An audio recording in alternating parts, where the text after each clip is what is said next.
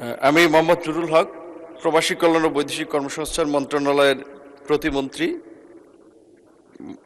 বৈদেশিক কর্মসংস্থান ও অভিবাসী আইন 2013 অধিকতর সংশোধন কল্পে আনিত বিলটি মহান জাতীয়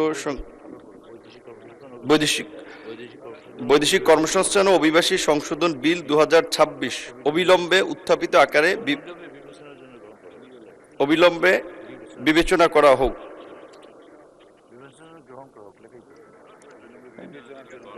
আবার বলেন। আমি মোহাম্মদ জুরুল হক, প্রবাসী কল্যাণ ও বৈদেশিক কর্মসংস্থান মন্ত্রণালয়ের প্রতিমন্ত্রী। বৈদেশিক কর্মসংস্থান ও অভিবাসী আইন 2013 অধিকতর সংশোধন কল্পে আনিত বিলটি বৈদেশিক কর্মসংস্থান ও অভিবাসী আইন সংশোধন বিল 2026 উত্থাপিত আকারে বিবেচনা করা হোক। আবার বলেন, অবিলম্বে বিবেচনার জন্য আবার উত্থাপন করুন।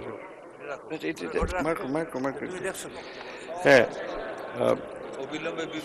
আমি মোহাম্মদ জুরুল হক, প্রবাসী কল্যাণ ও বৈদেশিক কর্মসংস্থান মন্ত্রণালয়ের প্রতিমন্ত্রী।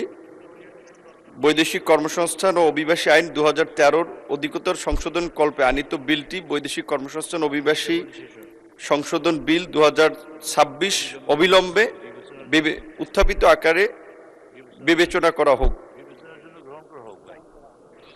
অবিলম্বে বিবেচনার জন্য গ্রহণ করা হোক।